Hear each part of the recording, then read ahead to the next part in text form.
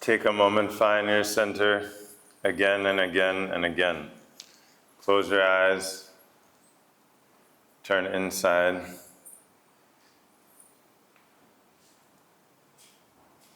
And arrive in yourself, like picking up your instrument.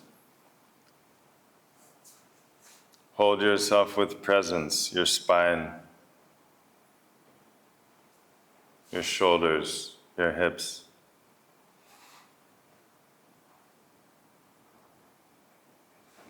Hold your breath with presence. Make the in and out smooth. Make it beautiful.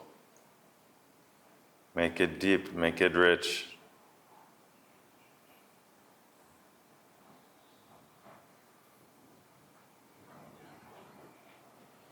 Find the center of your mind, behind the thoughts, beneath the thoughts, a deeper layer.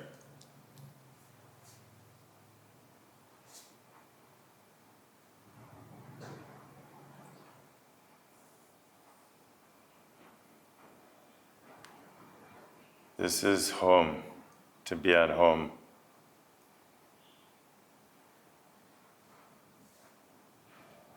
We've been told the goal is over there. The goal of life is over there. The goal is somehow always over there, to be beautiful, to be this or that, to get this, to know that, to have this.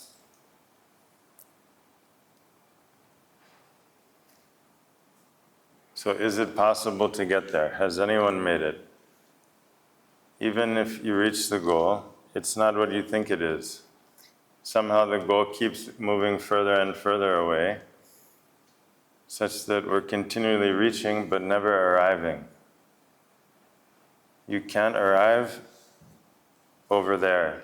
You can only arrive here and now.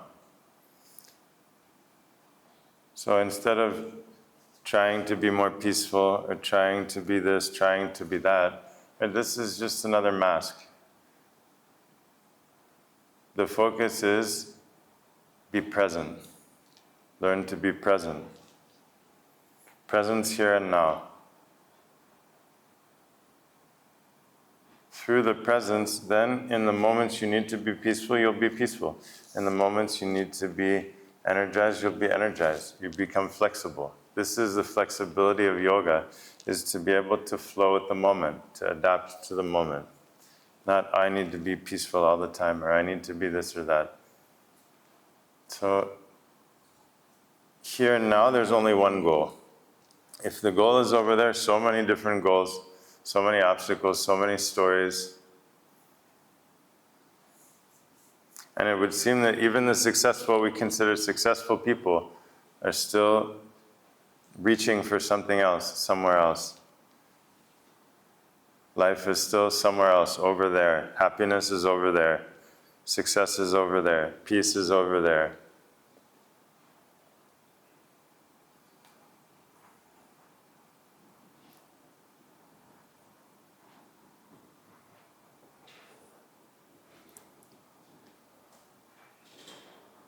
But no matter where you go, you'll always be here and now.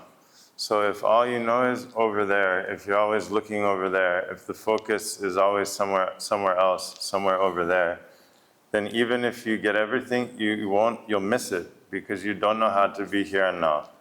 And life is passing here and now.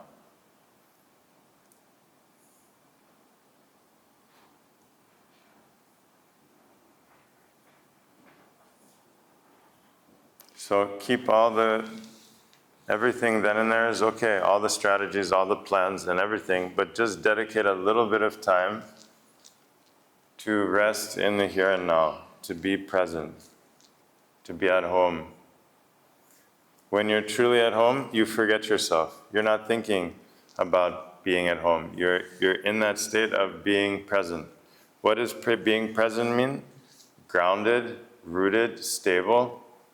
Present means at ease, relaxed, and stable, and focused. It's like a concentrated and a fullness, a richness, not an emptiness. but also very quiet, very light and quiet, not heavy feeling. Grounded, but not heavy.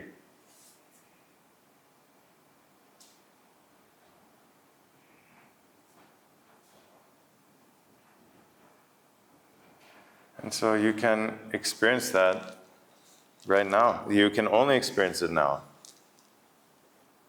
There's no prerequisite. You don't have to do this and learn this first.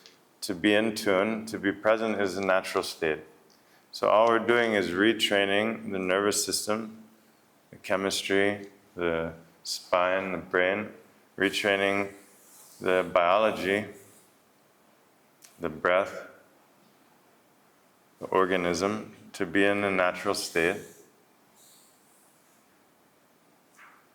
And then all the other layers come into tune from there. Everything else restructures and organizes itself around that core level of presence.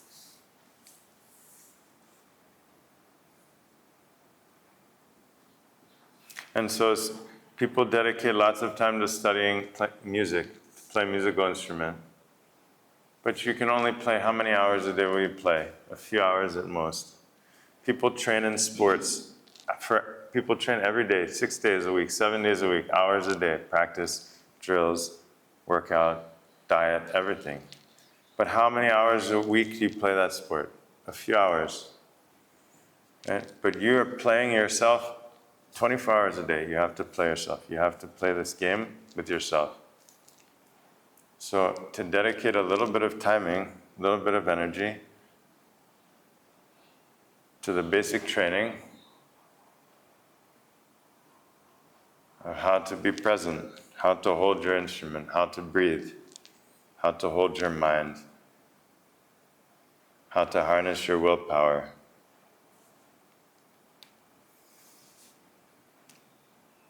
And then people are spending hours at master golf classes, how to swing the club and hold the hips and everything.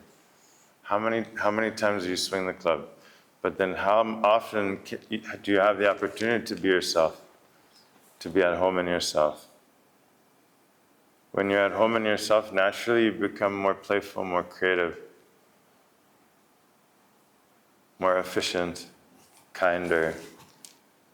But to try to force yourself to be kinder, this won't work. All the trying to be something is a kind of violence to one's own self. What you need is to learn to be present. When you're present, then naturally you'll respond to the moment, like a child. It's not trying to be something, trying to be happy, trying to be sad, trying to be curious. It's spontaneous because present. And so this is good news because the goal seems so far away.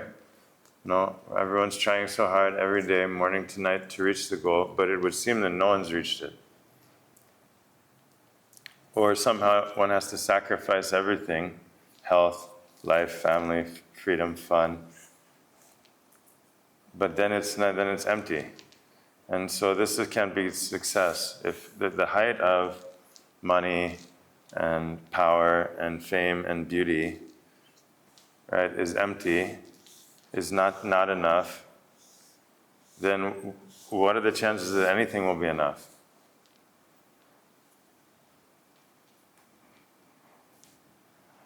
And so if it's not possible to reach the goal that's over there, because nothing is ever enough, and it can't be, then the only other option is the goal is here and now. Here and now, you can be successful means to be at home in yourself, to be grounded, to be alive, to be present, to be awake. This is actually the goal of life, the purpose of life. The purpose of life is to be yourself. The purpose of the flower is to be the flower. The purpose of the banana is to be the banana. The purpose of the microorganism is to be the microorganism. It's not to be something other than what it is. And so, that purpose, you can live at each moment.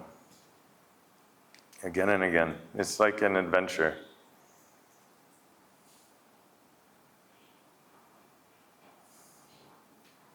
Each interaction, each person you meet is your soulmate. There's some soul connection, there's some learning. Each moment is a life-changing moment. Not once a week or once a month. Every moment is changing your whole life. Every experience, every perception, every sound, every realization. Every moment of beauty, every moment of wisdom, changing your life completely. So every moment is a life-changing moment.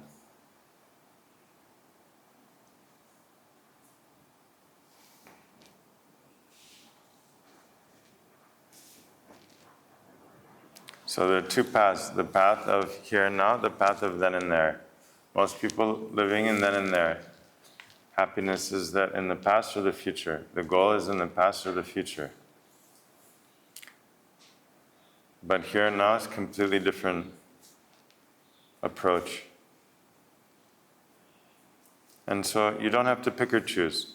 Both are correct. No, but for sure, dedicate some time to be present, to be at home in yourself, to be grounded. What does it mean to be present? We have to remember, grounded, stable in your nervous system, in your breath, in your focus.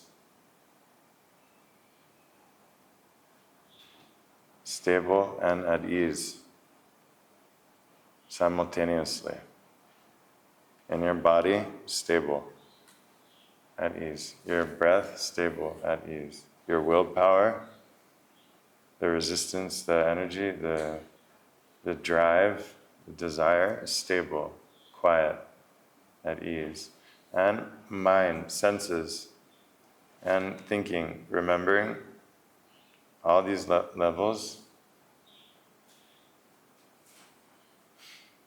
And so you have to do it again and again and again. Eventually, like you can hit the golf ball. If you swing enough, and they adjust your swing a little bit, and like this, and like that, and then you hit it, and you can do it. The same thing with the mechanics of being present.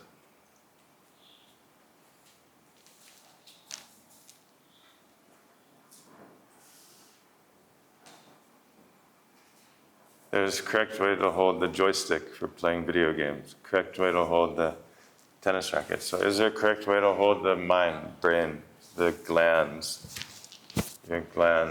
your organs, right?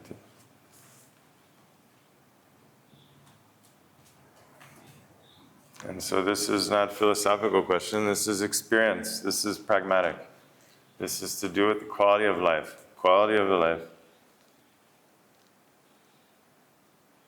how your blood is pumping, the rhythm of your cells. This determines your sleep rhythm, your hormonal rhythm.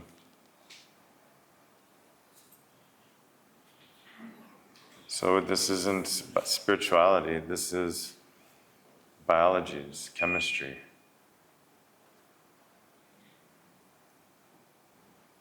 And so it sounds good, I think it sounds good, sounds reasonable. Now you have to investigate and find out. Right? Our whole life we've been dedicated to this idea that the goal is over there, somewhere over there. And if we try hard enough and we do good enough, then we'll make it. But my question is, who has made it? Has anyone made it? Is it ever enough?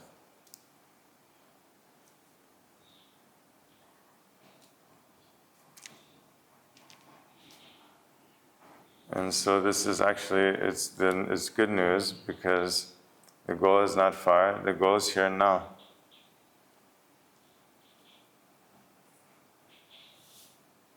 Everything is meeting here and now. Everything we call the past and the future, everything is together in this one moment. This here and now is not in this room. Here and now is not in the room. Here and now is everything everywhere at once in the macro and microcosm. The here and now is the same for the ants, for the microorganisms, for the planets. It's one here and now. It's not many. It's not your here and now, my here and now. Presence like the ocean. Everything is swimming in it. So in the present moment, you disappear.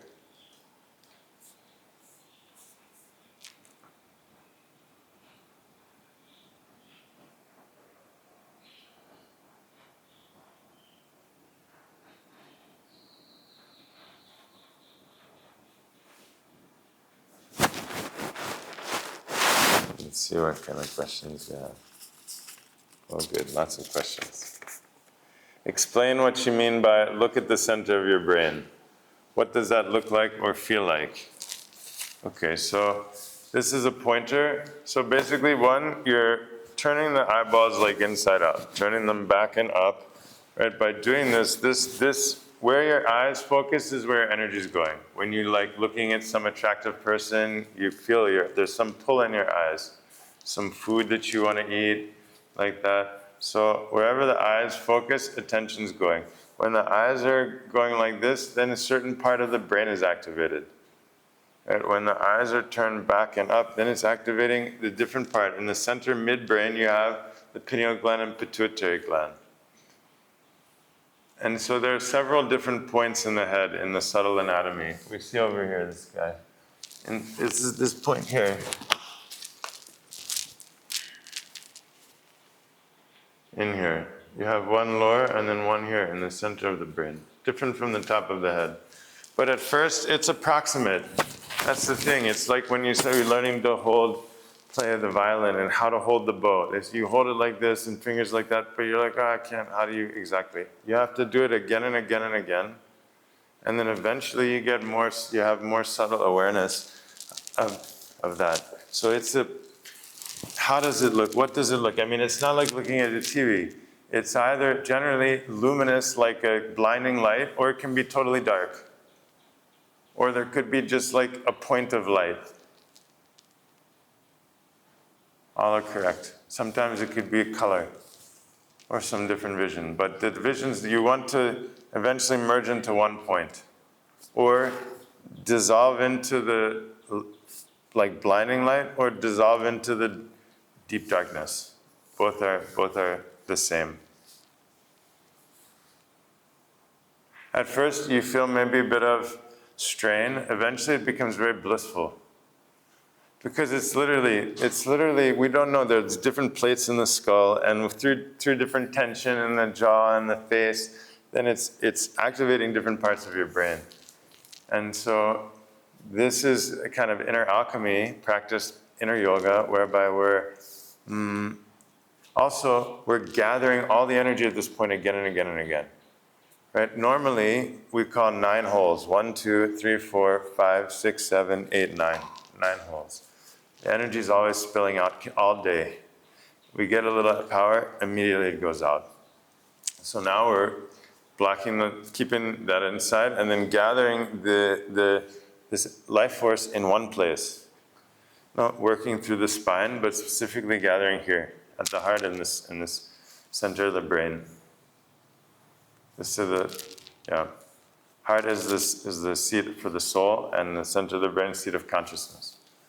And so, eventually it becomes familiar and pleasant, right? It's more pleasant to be absorbed in that state of inner presence than to be watching those modern cartoons where it's like, or spinning through the phone. No, that's our normal day where the level of stimulation is off the charts. Off the charts. What's that doing to your brain and nervous system and chemistry? So you can continue, but just add a little bit of this each day, that deep presence. Everything else will take care of itself. Yeah, that's what it looks and feels like.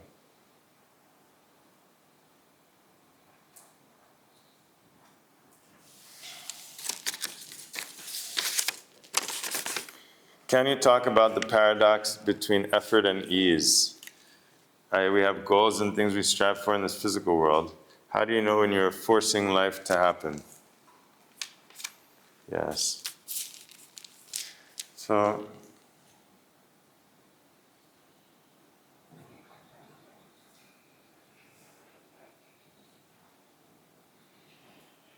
when we hold the yoga postures, right? There's some effort. It requires effort, and there's a resistance and uncomfortableness. And generally, as soon as we feel uncomfortable, we react. We either try to distract ourselves or we try to avoid that thing which makes us uncomfortable.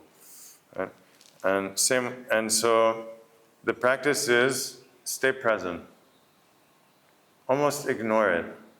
No, it means keep your breath. Normally we immediately start breathing quickly and mind is spinning everything. So now the practice is really very like sharpening the sword.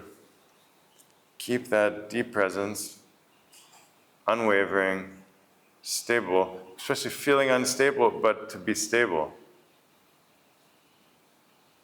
To be grounded, to be feeling not at ease, but to practice being at ease. So this is a deep level reprogramming of the nervous system, whereby then we're able to show up each moment as needed. The same when playing sports, right? How do you know, like, in the game,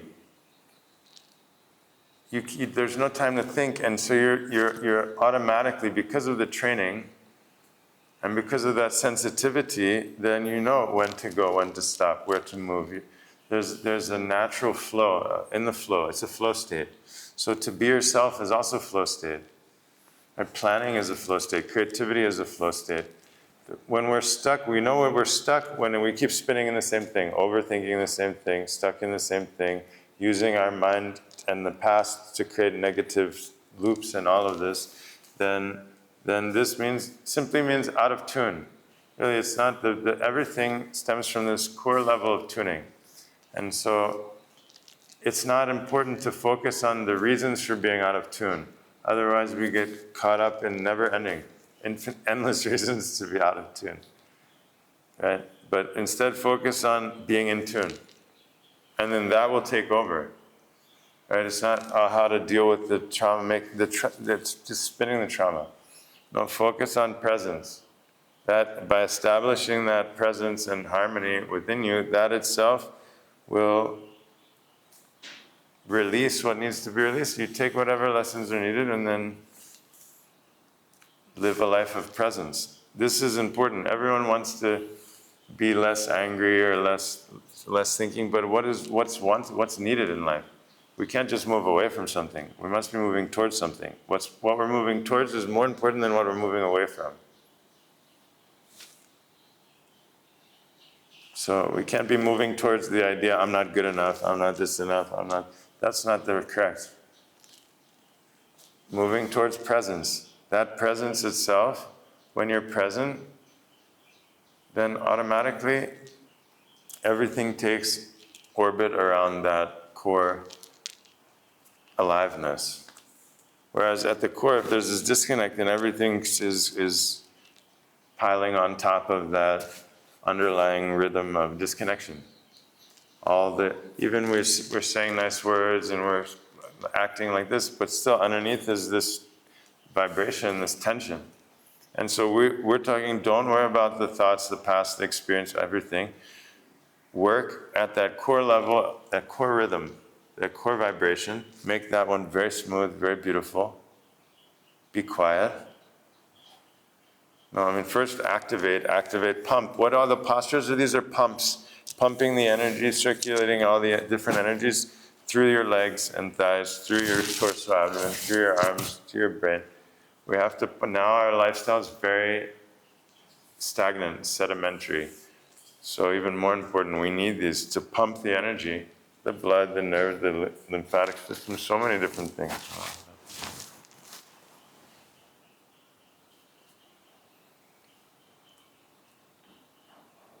And then using the breath to absorb all the life force, to move everything at a more subtle level. Then finally, really extracting the essence. In the meditation, it's not doing nothing.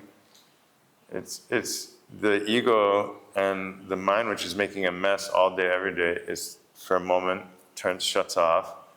And then the essence, the natural power, essence, intelligence of life is extracting and absorbing and digesting and cleaning. Right? We know in fasting, after a few days of fasting, the autophagy, where the body starts to digest and remove all the dead and weak stuff. And so the same way, when you allow space, when you give fasting for your mind, so no thinking, no perception, no going, no doing, no trying, just for a moment. Then, after some time, the intelligence is digesting the old thoughts, emotions, experiences, identities.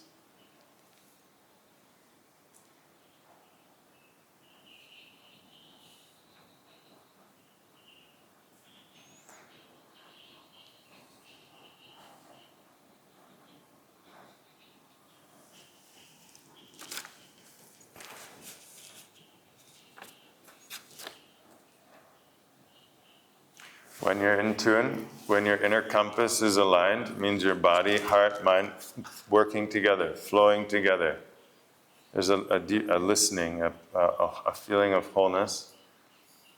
Then it's much easier to know whether you're living from the ego or living from the soul, from your truth, because there's a kind of passion, there's a different quality of energy to when you're acting from passion, excitement, to when you're acting to prove something.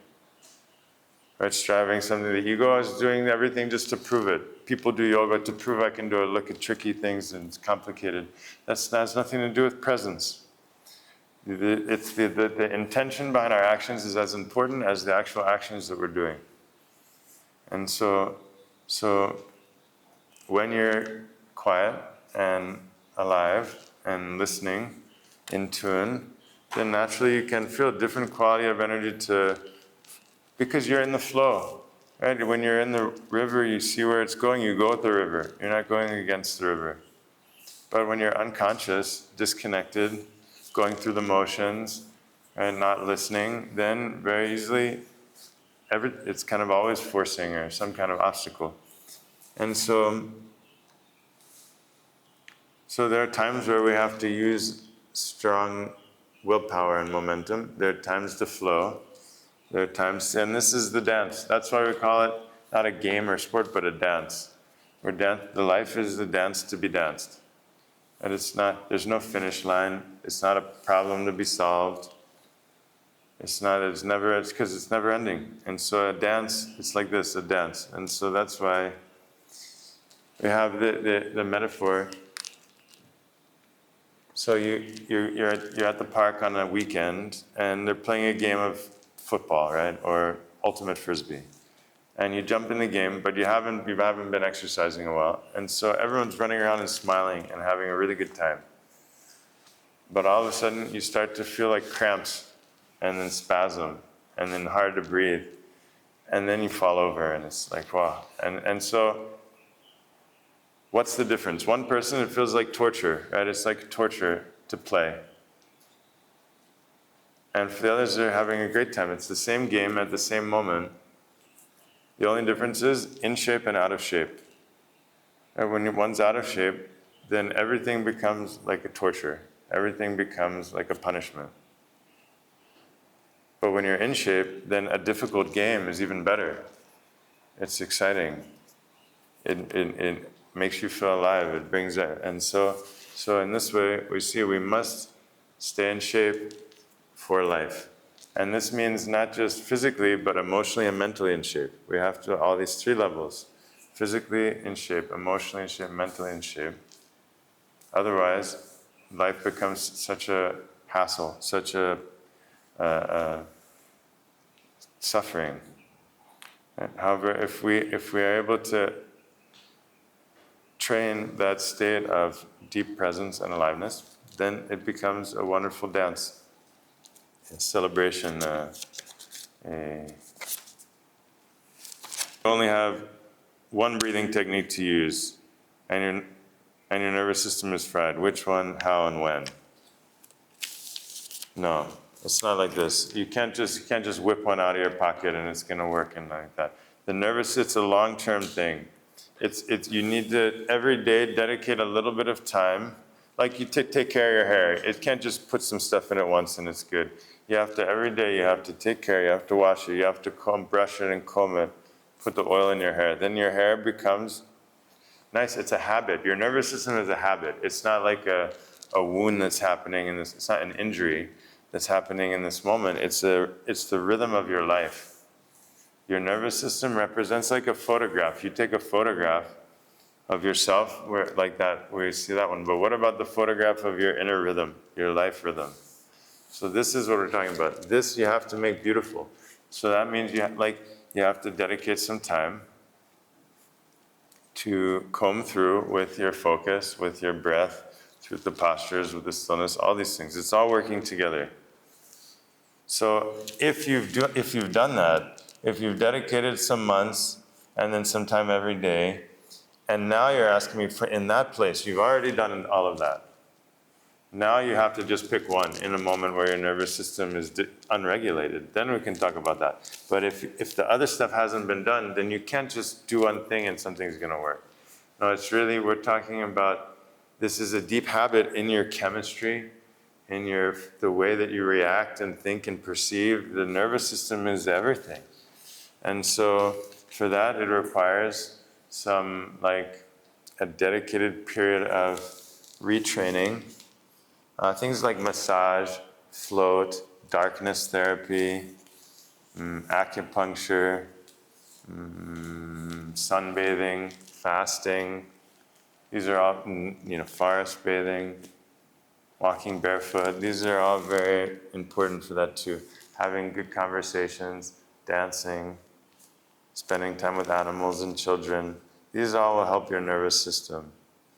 So that's in addition to the daily practice of movement, breath, stillness, and vibration.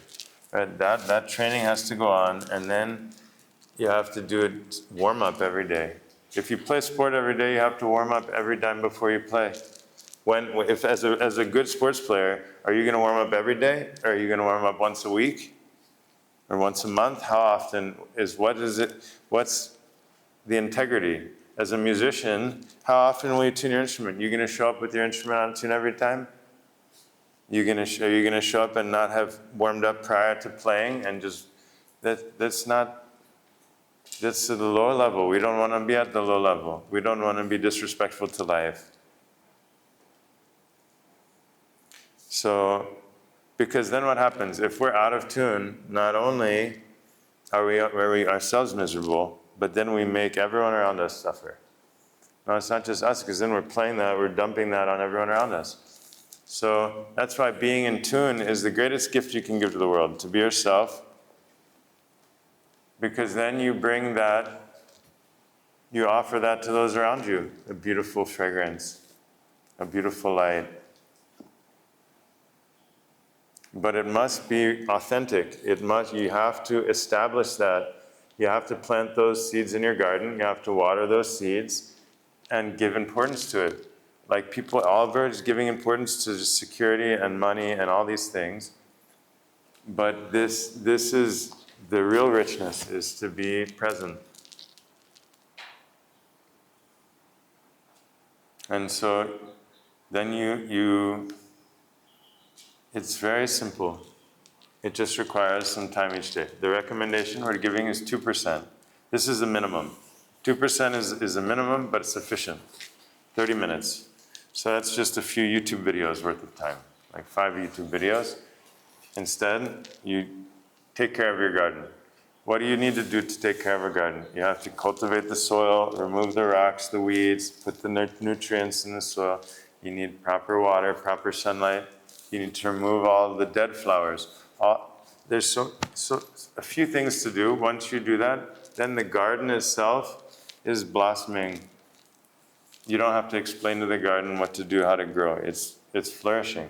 So in the same way, life within you, when you give create proper environment, proper conditions for your body, heart, and mind. Body means what? Nervous system, the blood, the organs, glands, the chemistry, all these things. When you create proper environment for your heart, means your life force, the breath, the willpower, confidence, the mood, reactions, desires, emotions, all of that, the energy body, then the mental body. This is organizing things, perception, language.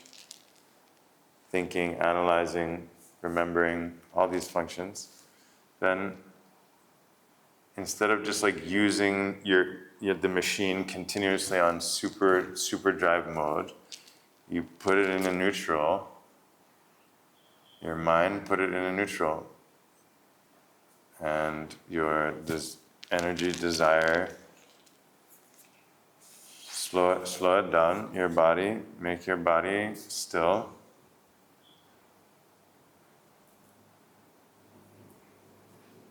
And come into rhythm with the source of life, of which you are born, of which everything is born, which everything has that.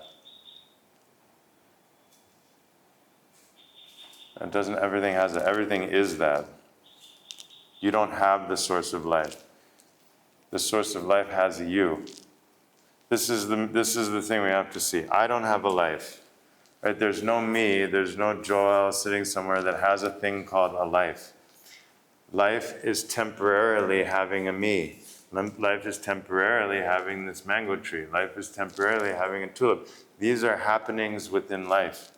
It's not me that owns, that has some that object or quality that is life. Life has a me. I do not have a life. So my life does not have a purpose. Right? My life is the purpose. To be me is the purpose of life. I am the purpose of life. That's it. It's not to be something or somebody or to impress anyone, anything. Each life is living itself through me, through the tree, through the river, through the frog, through the ant.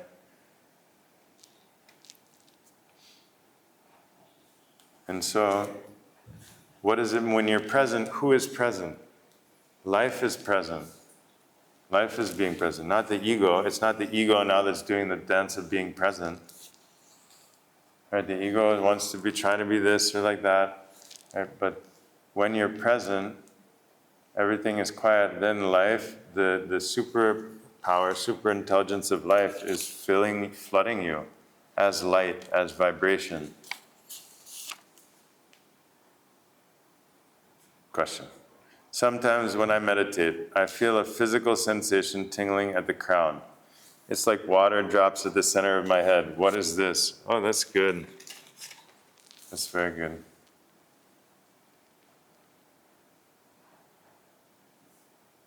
Some people are sensitive, they can feel. Some people at first are not sensitive. It's like when you go into a forest and you've never been in a forest. The first time you go into a forest, you have no idea what you're looking at. You have no idea where to go. Where is the path? Where does it start? Where is this? Yeah, because you don't know the language. You don't know the signals. But if you go again and again into the forest, then you start to see things. You start to smell things. You start to feel things. And then you develop a sensitivity. So the same way going into yourself. At first we've been ignoring the subtle signals, impulses, pressure, the inner mechanism. But with the practice, then you start to become sensitive. You can feel it. At first, anyway, once you feel your breath, you have to feel something, because the breath is alive. The breath is vibrating. The breath is this expansion and contraction, and then, so the center of the brain is the place where you experience bliss, and where you get a direct download of the universe, not as information, not as thoughts and words, but as light and vibration. And so meditation is not about like getting out of your body, but instead opening the channel and then bringing down that light and energy inside.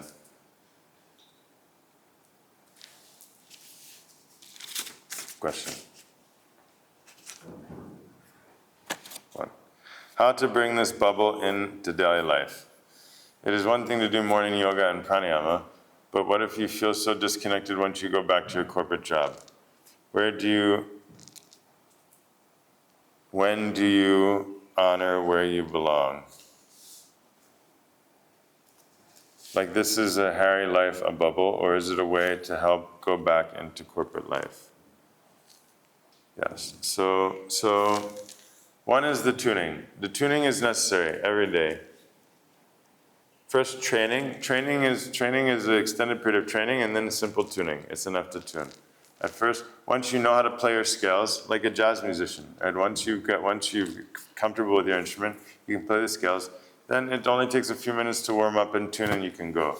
At first, it's a bigger investment for sure. There's an investment required, and when you're learning a foreign language, and you have to learn the verbs, conjugation, is there agreement, and there's masculine, feminine, how do you pronounce, like this.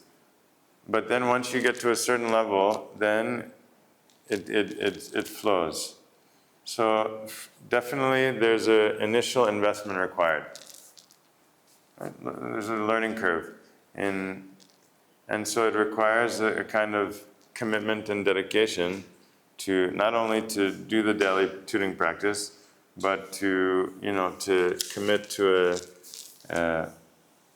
to make that part of the life rhythm. Because we're talking about not just doing yoga, right? If the intention is, I want to do more yoga, not going to work, right? That again, the intention is to be present, and at all costs, whatever it requires then to be present, then we can dedicate that time. But if it's just about doing yoga or being more peaceful or being more mindful, this is the ego that wants to be something.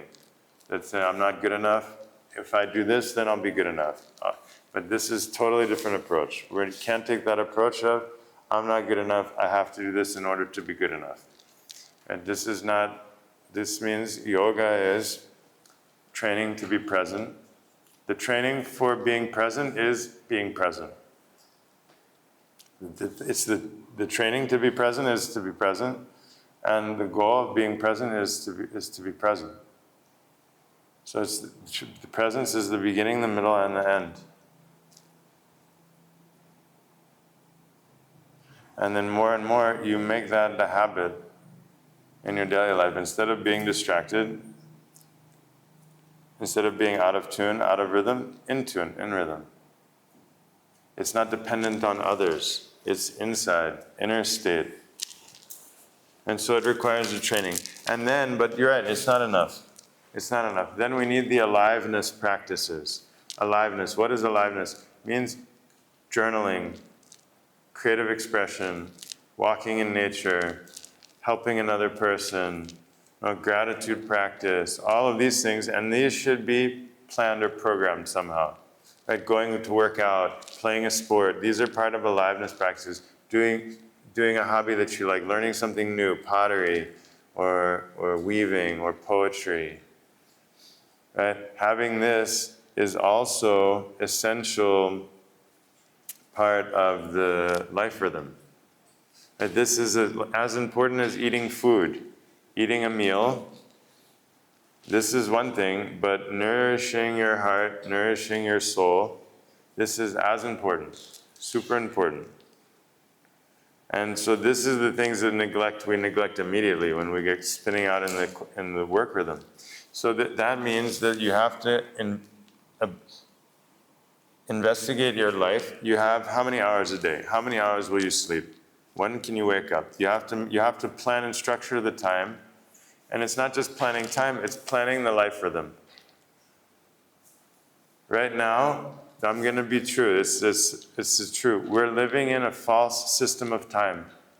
Monday through Friday, 9 to 5, weekends and weekdays is not the time of the life cycle of existence.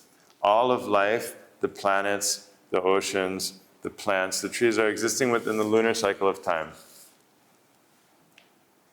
Right? It has nothing to do with Monday through Friday, 9 to 5 like this. And so we are currently existing in a rhythm that is, we're out of rhythm with life at a basic level.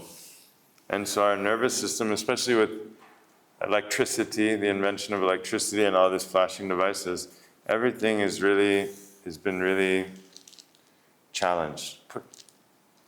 And so what we're doing is not just doing a creative class or doing a hobby or taking a walk in nature. It's about regulating the life rhythm as a organism, as consciousness also. And so that's why it's important. You see how long in the morning you have. You can get up before the sun is nice, you have 1 or 2 hours. You can go take a walk in nature, do some journaling, drink some tea, do your practice. You're living a whole, because it's not these aren't extras to add into life. This is the essence of life.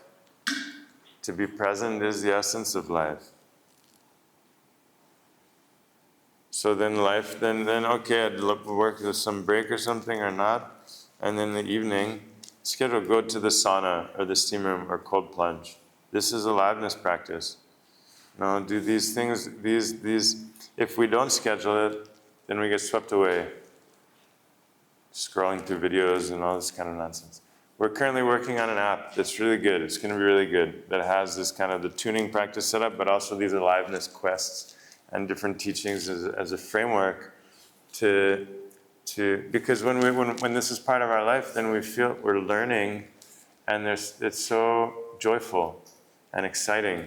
Know that to feel excited with what we'll discover, what we'll see each day, to see the world in a new way each day, to look at things differently.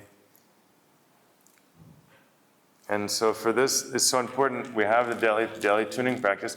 And what we're doing, we're challenging ourselves. Each posture, each practice is a challenge. We feel, we're being challenged, but we show up. You show up, you keep your center, you don't react. And then so it's like each time you're already overcoming all these many challenges, but at your nervous system, they're very real. And as your chemistry, it's very real. And so by the time you start the day, you're already in a powerful state. No, not only biochemically, but in a motivation kind of confidence way, because you've overcome these challenges, and that builds a momentum. That builds a momentum of I can. And so it's so important. And so you have to create your own bubble. Yeah, you have to create your own bubble. Anyway, we're living in a bubble. We have our own bubble that we project with our emotions and our thoughts and our story about the past and future. Right? And so but our bubble's full of trash. Our bubble's full of negative shit. Right? Or our bubble's too thin. There's no boundaries. There's no center. So we need to make a beautiful, luminous bubble. That's why the breath is so important. Your breath is extending around you, like a light bulb shining around. Your inner light is shining around you. You want that to be super bright, super beautiful. Not just to paint the surface of your skin and clothing beautiful. More important, make your inside, your heart beautiful. Make your aura beautiful, your vibration beautiful. Make your breath beautiful. If your inside is beautiful, automatically your outside will always be beautiful. That's 100%. But otherwise, it takes so much effort to try to look beautiful. And how do you know you're beautiful? You're looking at judgment other people think. Most of the time, everything we need other people to prove something that we. So the inner beauty, the inner power is so much better than wasting time, so much time only on the superficial level. So this is why we recommend to dedicate a little time to water your garden, nurture your garden, and see. You'll find out. 100 days. We give 100 days challenge.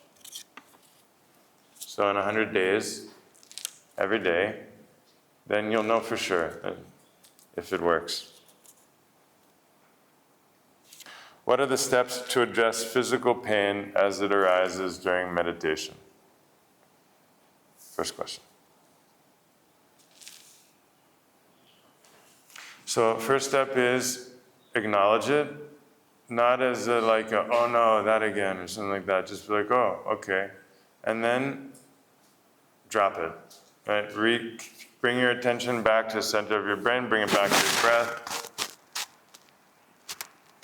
Right, first impulse, and then ignore it. Comes back again, recognize it, oh, okay, sensation, vibration, but again, ignore it.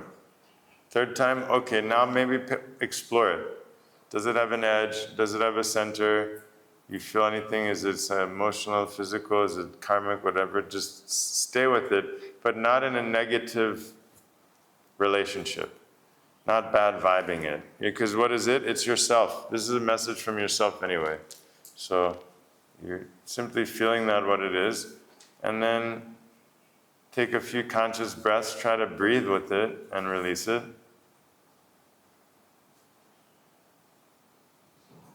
And then forget if you can. And then it comes back again. Okay, maybe you need to slightly adjust your body. You adjust your body. Now, this is what you do during meditation. Now, what you do after meditation is you have to explore your body and find out where the different blockages are. And then you have to targeted work on those through specific postures to unblock that stuff, whatever it is. We have certain patterns and habits. You can 100% change your whole posture, muscle memory, your blood flow, everything.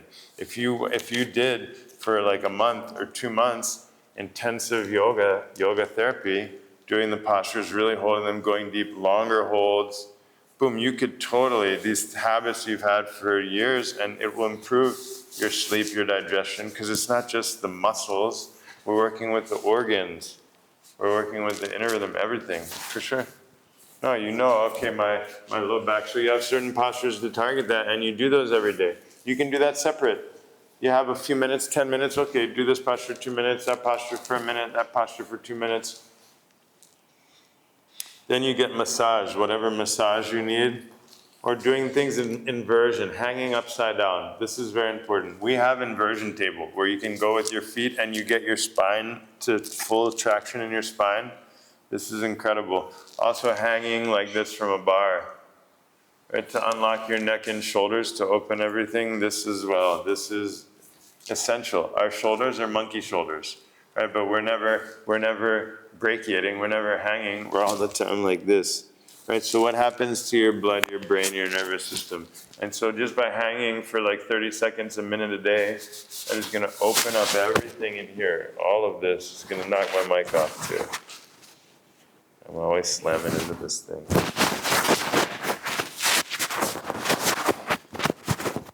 And a few minutes a day is going to make a world of difference. So the pain in your body is a message. Oh, perfect. The pain in your body is a messenger. It's not a problem. It's not something evil or wrong. It's a pointer. You have to explore something here. And usually, wherever there's some kind of pain, there's some stuck emotions, some thoughts. It can be karmic stuff. It can be stuff from childhood, from this lifetime. So any blockage, we need to unblock it. Allow life to flow freely.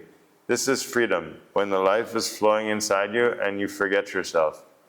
Freedom is not like the ego can do whatever it wants and it's running like this. No, it's not enough. Look, all these rich kids running around, all these famous people. It's not. This freedom is not doing whatever you want whenever you want.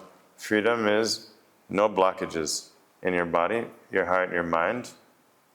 You're in tune, and you can dance with life.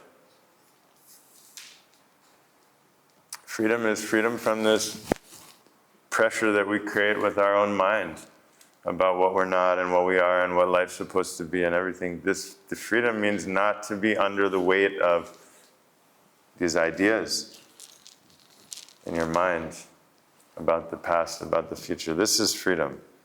Freedom is not this Superman. You become Superwoman, Superman, riding around, conquering everything and everyone all the time.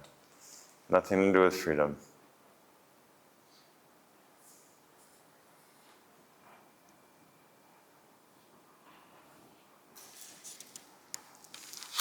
Question. My legs always fall asleep while meditating, despite trying different seated positions. When this happens, do I beep meditation, or should I wake up my legs? Keep meditating. Okay, so yeah, this is normal at first. Too, like when you first play the violin or you first start rock climbing, it's like after a few minutes, your arms are pumped. You couldn't even like grip one thing. And so depending on your hips and your legs and your knees and the pumps and everything, then that could happen. So then it's recommended to have a chair nearby, and you can always come up into the chair. You can push it a little bit. It's good to push it a little bit. It's good. For me, when I used to sit for hours at a time, the things would fall asleep. They would wake back up. You know what I mean? So it's not like, unless you feel like I'm in severe danger, then you should move your legs.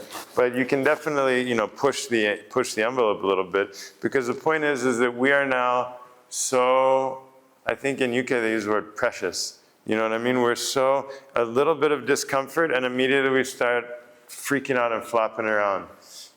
Just any way in life. A little too hot, a little too this, a little too tight, a little too salt, whatever. We become so, precious.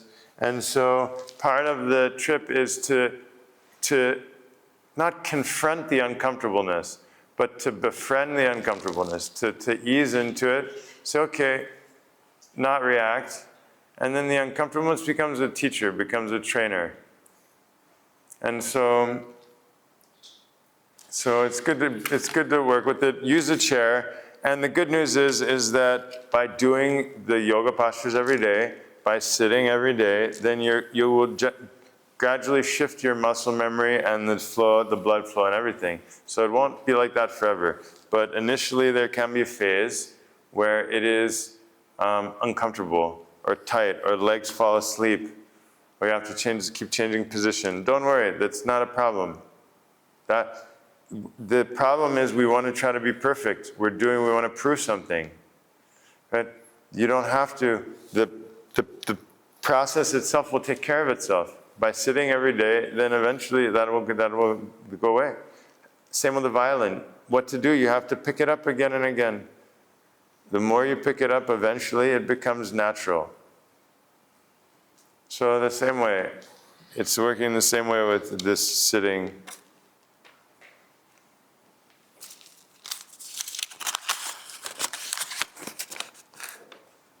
How do you access and release the pain ingrained in the body subconscious?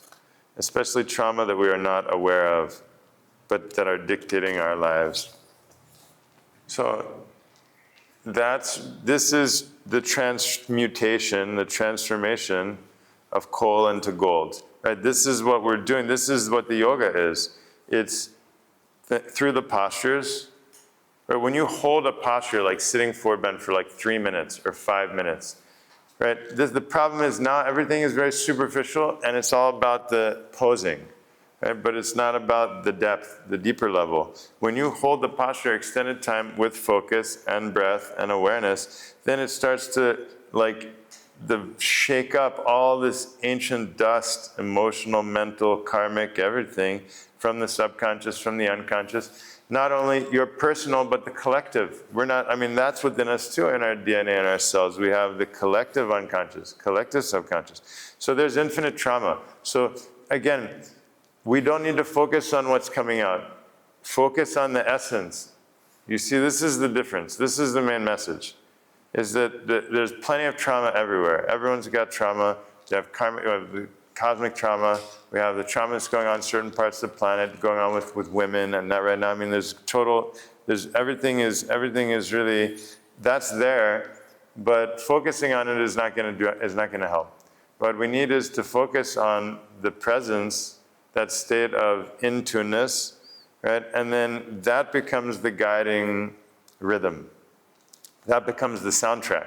Because if the soundtrack we're playing is the trauma soundtrack every moment in the background, right, then it's not helpful, right? But if we have in the background, instead we establish that pure vibration of presence, then that's going to infuse everything you do. That's going to infuse how you see the world, how you sleep, how you breathe, how you speak to others, will be infused with the underlying soundtrack, the rhythm, vibration you carry in your nervous system, in your breath. Right, so it's not just about the nervous system. There's a song and it's most people's stress and tension now, but when you shift that, it becomes beautiful. It becomes, to be yourself is beautiful. There's nothing that compares to that. To be yourself, without having to know what that is, without having to explain it or to anything. It's just it's a spontaneous, natural rhythm, dance. And so through the postures, through working with different healers, sound healing, shamanic healing, acupuncture, being in nature, going to the waterfall, going to the mountain, sleeping in the nature, surrounded by the nature, the plants are chanting. The plants are, to be with all these beautiful plants is deeply healing your nervous system, your subconscious, your unconscious. With your feet on the earth, right? The feet are for receiving, the hands are for giving. So if our feet are always covered with different things and socks and shoes and like this, never touching the earth, then we're disconnected from the cycle of energy. And so then our own nervous system is always off, our electromagnetic field, everything is disconnected. You see, this one doesn't have feet. Yeah.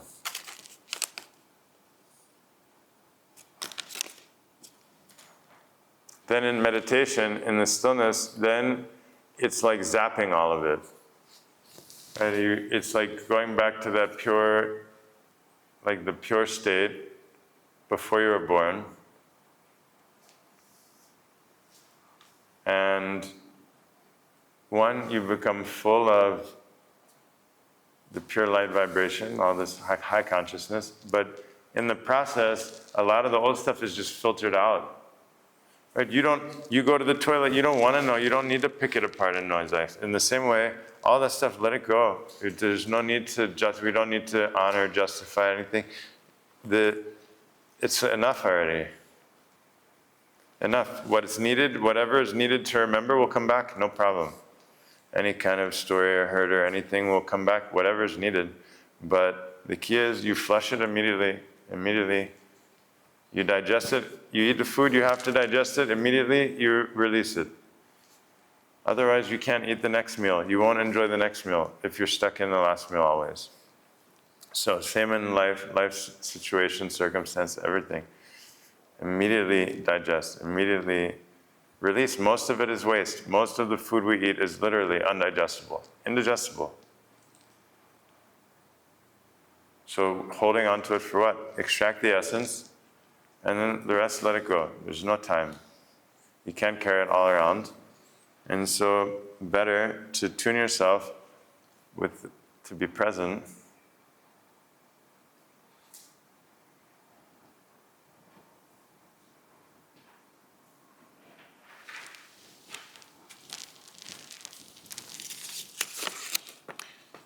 How to reprogram yourself in order not to be like your father or mother.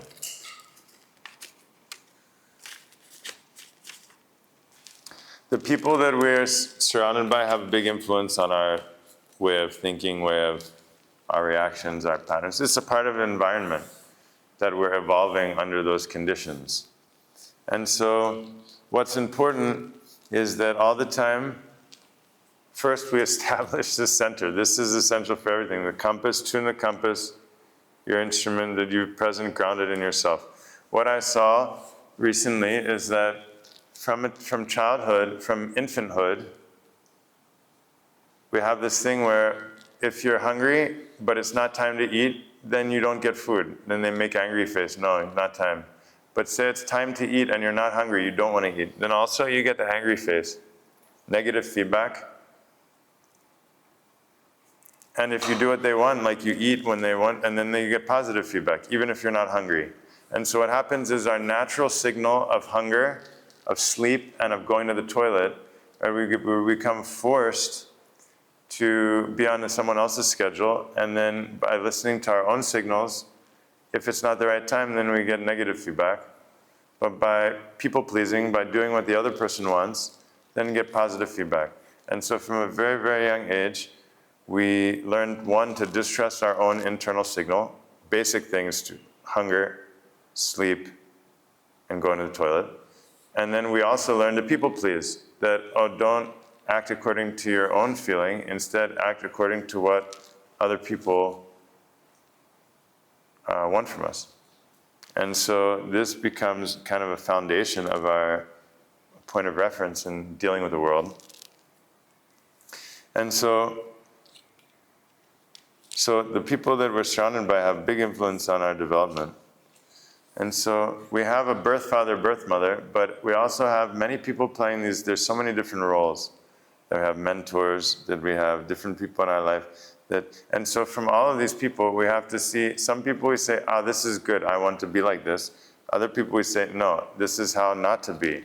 And so we're learning from everyone. It's not a problem, but we're learning. Some people are learning how to be, some people are learning how not to be.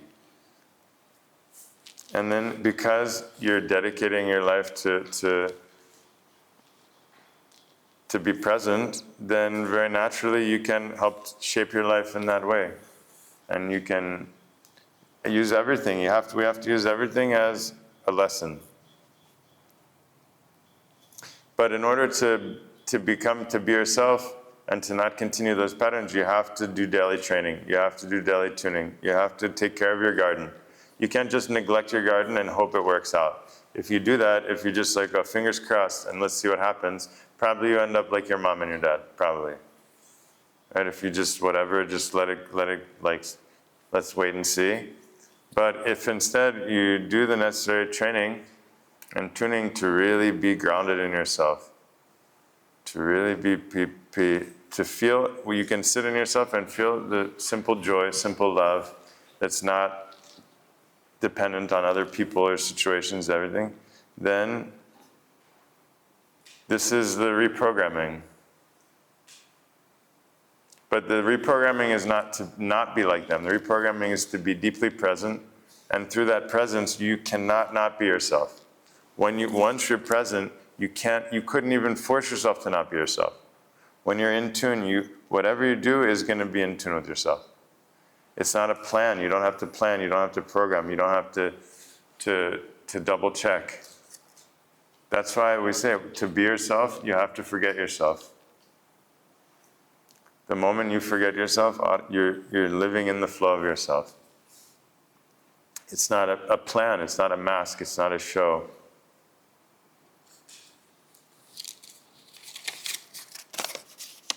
Talk about your recent trip to India. What did you do there? What incentered growth did you experience? This is part of my spiritual mission. Every moment, wherever I am, I'm experiencing radical, can I call it growth, evolution? It's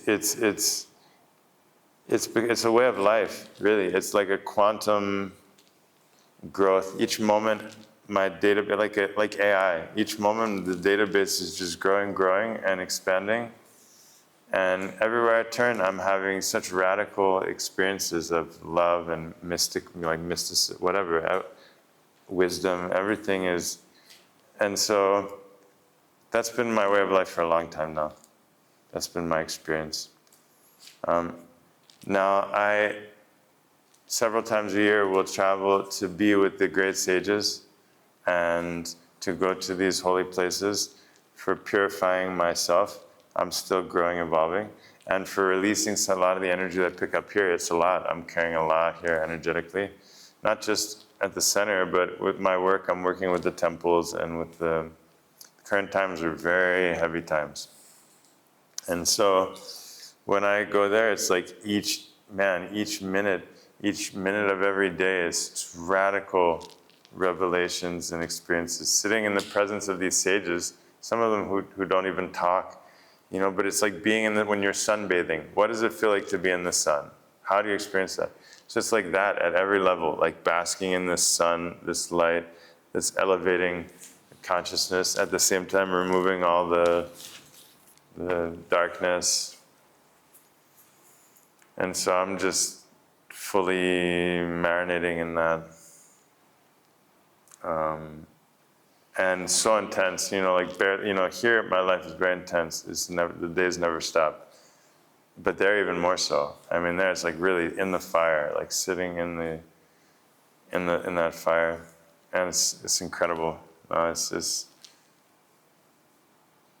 Mostly I'm going to a town called Tiruvannamalai, This is a sacred mountain there where many sages, including Ramana Maharshi, so many people heard of Ramana, but there are many great sages who have been and who currently are there. And so that's been a place of pilgrimage and a part of my spiritual mission now for the last maybe 7-8 years. I've probably been like 20 times. Usually I'm going 3-4 times a year. Yeah, that's all I can say.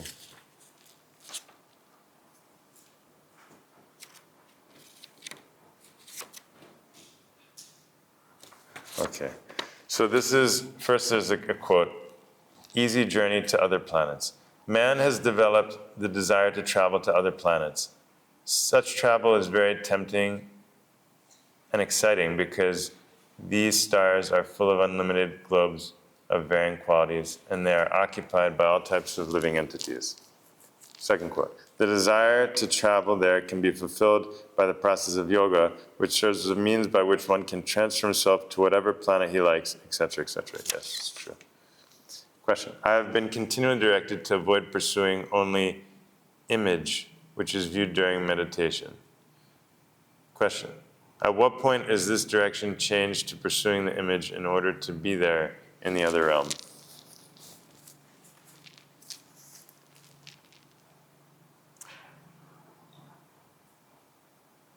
So the yogis are traveling, we're all traveling through space and time with our minds, with our thoughts. We don't understand, we have no idea what thought is, what imagination is, what memory is, mind is.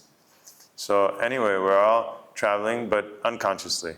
So the yogis are harnessing through the glands, the chemistry, through the spine, and through the vibration, this subtle antenna sensor, right? And they're able then to contract their consciousness back into one point, and then they can shift that point inside the body, outside the body, to other planets, to different places on the planet, to other planets, to other systems.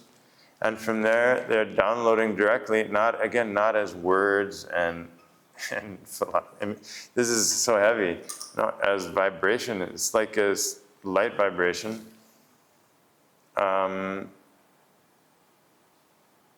And so there's a training for that. In order to become receptive, one has to purify the nervous system to a high degree. That's what the practice is for preparing your nervous system to be able to access this higher charge of energy. Otherwise you get fried. You plug a 110 blender into 220 volts, it's gonna, right? And so the way that we're currently configured, we cannot handle the infinite pressure of consciousness. And so in order to, there's certain training that's required, and sensitization, and then it requires. It's not just an imagining; it's a feeling, right? The feeling, there's a feeling and a knowing that are both required in the original knowledge. Nowadays, the scientific knowledge is just based on doubt and research, but in the previous age, they had a whole different scientific process. And so this feeling or sensitivity, when we're practicing yoga, as important as doing it is feeling it. The sensitive, subtle sensory awareness to taste it, right? You're eating the food, you have to taste it. So when the truth must be tasted, the truth must be absorbed as a taste, as a vibration. There's a taste that, and you know that from that, you know because you've investigated that it's true, but you can also taste that it's true. And so the visualization imaging is important along with that taste. That taste is developed as you train yourself, you can recognize the taste. The taste is part of our intuition, this inner knowing, deeper knowing. We can taste when someone's bullshitting, full of shit. There's some taste. So there's also taste of bliss, taste of beauty, taste of wisdom. You have to learn these tastes. Now all we know is the artificial strawberry flavor and all the fruit drinks, not even fruit juice anymore, just fruit drinks and everything. Also, when we look on the phone, it looks beautiful like nature. It's not, it's flashing lights. It's diametrically different. A tree that's alive and breathing, to sit with a tree and to look at a tree on the phone is as far apart of two experiences could be. So you have to taste the presence of the tree. Taste the presence of being yourself. Taste the connection with your child. Taste your sadness. Taste your joy. Now we're just rushing from one thing to the next. How do you keep your masculine and feminine in balance? That's the yin and yang, the left and right, the in-breath and out-breath. So this is the whole, that is the path. By doing the daily tuning, by playing sports, by writing, journaling or writing poetry, by taking walks in nature, by helping people, by random moments of gratitude or kindness or beauty, then naturally they come into balance. It has to be lived experience. All these practices, by doing a hot steam and cold plunge, by playing sports, by getting massage, all of this is balancing. It's important how you hold your body too. It's important at all times of day. Right? This is it. There's no way to minimize this. Your body is an expression of your thoughts and your mood and your presence. And so we take for granted, and we're all the time hunched and collapsed and contracted, and then that becomes chronic pain and different problems with the organs and everything. So you ever seen the way that these like African kings and princes and all this poise, this is what we're talking, it's a poise. You have to take your poise back. Not a pose. A pose is temporary. Pose is momentary. Strike a pose. How do I look? But the poise is like the king who doesn't even care. They don't need anybody's approval. It's that regalness that we used to see here. I mean, in the village of Cambodia, so I've been here since 2010, before electricity. And when you would see the people walk around, the children walk around, ride their bicycles, they were so embodied, so present in their bodies, so natural. Right? That's what we need. We need to find that back. If they can do it in sports, then we can do it in the present moment for sure. But it requires a training and reminding, and then gradually shifting the habit of how you hold yourself. This will change everything: your mood, your emotions, your reactions. Okay, lightning round. Oh gosh, we're a little bit over. Tell us about your studies in India. Give us a brief timeline. My studies every moment, my studies every day, I couldn't even write a full thing of that. I was first initiated in 1999. I had a mentor who was a student of Chogyam Trungpa, this great Tibetan crazy wisdom master, when I was 14, 15. That was in 1994, 1995. And then I got teachings from Alan Watts and Suzuki Roshi. And so I was already like, wow, the Dharma was already really exciting and tasty for me. In 1999, when I was initiated in Kriya Yoga, 3-day Kriya Yoga, and then giving the teachings of this one yogi named Sri Aurobindo.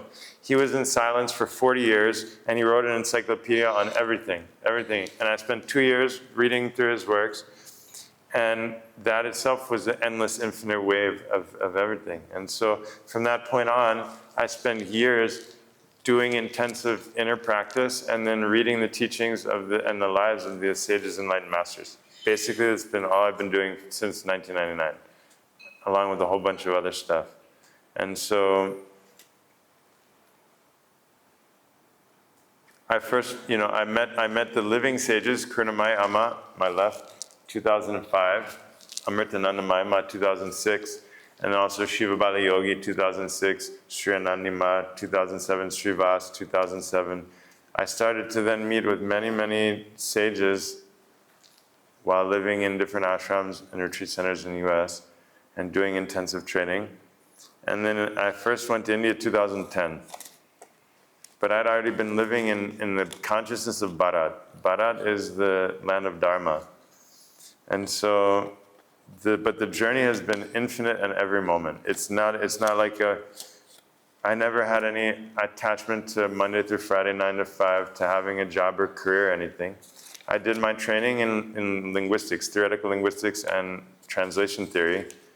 And I started a doctorate, but I realized that I had no interest in academia. And so I just dedicated myself from the beginning and never looked back. I thought maybe it will take 20 years, 30 years. So that was 27 years ago. Along the way, I realized that enlightenment is not like a goal or something like that. Last question.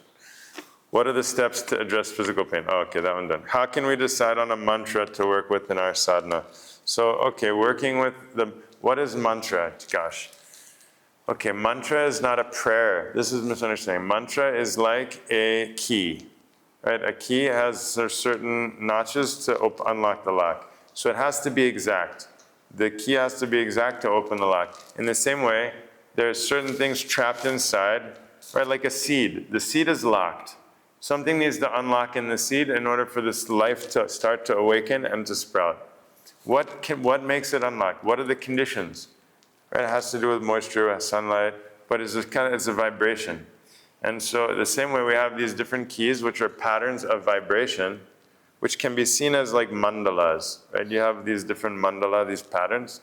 So by repeating these mandalas of sound and light vibration again and again and again, like Om Gam Ganapataya Namah, Om Gam Ganapataya Namah, Om Gam Ganapataya Namah. It enters inside and then it becomes the dominant rhythm or soundtrack of my cells, my spine for that time. Right? Then when I stop, there's something that remains. As you chant more and more, then that vibration starts to act within you consciously, unconsciously. Why that's good is because normally what we have going on inside, all the problems, all the trauma, all this is what's vibrating inside, right? So this, we're using like a cleaning agent. It's like a Mr. Clean or something. You know, you have this detergent you put inside is a mantra. The mantra, it's not like, again, it's not praying to someone somewhere.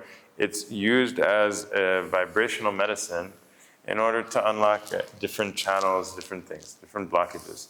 So I would say initially you want to work with one of the classic ones, simple ones, the ones we'll be doing here, like Om Gam Ganapataya Namaha, Om Namah Shivaya, Om Namo Narayanaya. One of the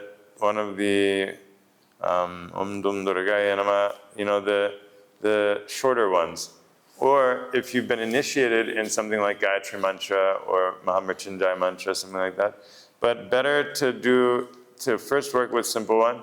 And there's two ways of chanting. One is just repeating it. Om Gam Ganapataya Namah, Om Gam Ganapataya Namah, Om Gam Ganapataya Namah. But one is more like singing it.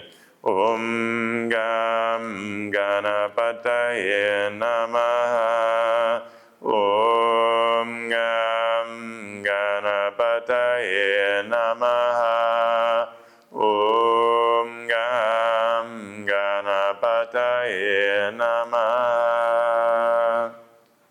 So both are okay. There's 4 types of chanting. One is out loud. So I just did Om Gam Ganapataya Namah, Om Gam Ganapataya Namah. Second, just with your lips moving, no sound. This is more powerful, but more subtle. So it's important first you do with sound for extended period of time till it becomes automatic, then just lips. Third type, which is even more powerful, is no lips, just mentally.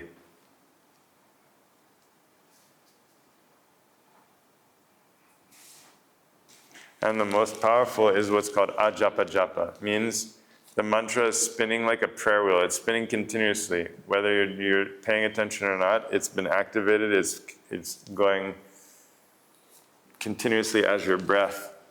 So, brief introduction to mantra. Last one. Do you agree that Gayatri mantra should not be chanted by a novice because it's too powerful? I mean, the Gayatri mantra is 24 syllables. It's what's initiated. I mean, there's initiation in that. It should be pronounced correctly. Gayatri mantra is a Vedic mantra. This is Om Bhur Bhuva Swaha Tat Saviturvarenyam Bhargo Devasya Dhimahi Dhiyo Yo Nah Prachodayat. This one's same like Mahamrityunjaya, which is Om Trayambakanyadamahe Sugandhim Pushtivardhanam Urvarukamiva Bandhanam Mrityor Mukshiyamamritat. These mantra, it's not just sound, it's also the pitch. You have the low, medium, high pitch.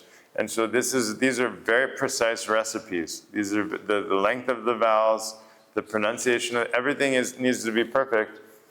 And so generally, I would say one should start with what my Guru Karunamaya is doing, initiating everyone to Saraswati mantra. Saraswati is the learning, music, arts, and her mantra is so beautiful because it contains the 3 bijas. Okay, we'll do it. I've never done this, but we'll do a Saraswati mantra initiation. So, Om, right, is called the Mahabija. Bija means the seed. Om is the vibration of the universe. Right? Om is the vibration of time. Om is the vibration of the planets. Everything is the Om, that which gives birth to you, the sound, breath, everything. Om contains everything. Right? So Om splits into 3 powers, 3 Shaktis. Om, first is Aim. Aim is sound. Om, Aim, Srim. Srim is light. And Hrim, H-R-I-M, is energy. Sound, light, and energy. These are the 3 basic forms of Shakti. Aim, Srim, Hrim. Om, Aim, Srim. This is the full mantra. So I'll chant a few times. You can chant along. Close your eyes and visualize the light at the center of your brain. Om Aim Srim Hrim Saraswati Devye Namaha. Om Aim Shrim Hrim Saraswati Devye Namaha.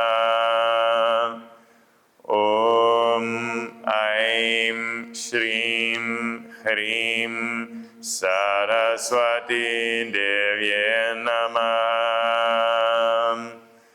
Om Aim Shrim Hrim Saraswati Devye Namaha. Om Aim Shrim Hrim Saraswati Devye Namaha.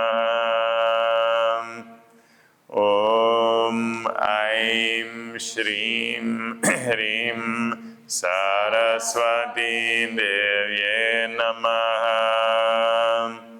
Om Aim Shrim Hrim Saraswati Devye Namaha. Om Aim Shrim Hrim Saraswati Devye Namaha.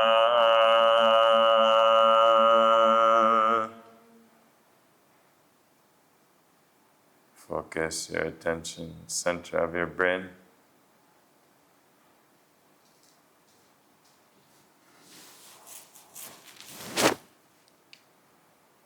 This will unlock a creative power, learning power, connection with nature.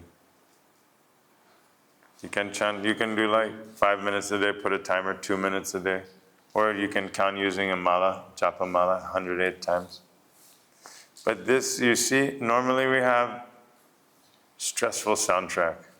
Like a movie with a stressful music, it's like that going inside in the cells in your nervous system, in your glands, in your brain. So this is replacing that with pure vibration. This vibration itself is a power, is alive. And so this is part of the yoga process. Okay. Take a moment to come back to center. Find your center, find your roots.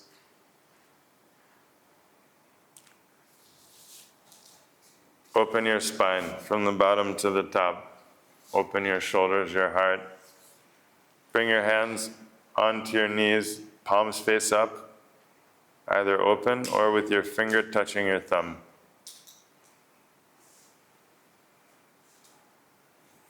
Feel your breath. Feel the pressure in your chest.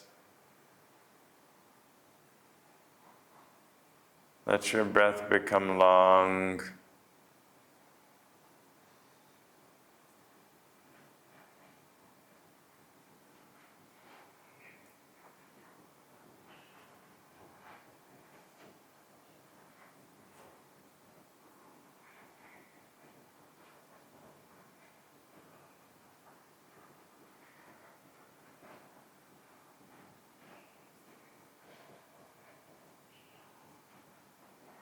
Present moment is not far away. Actually, there's no way to get there because it's here. It's not there. So it's just a simple shift in your compass. Place your focus here and now. You understand the goal of life is not over there. The goal of life is here and now. Then very easily you can be present.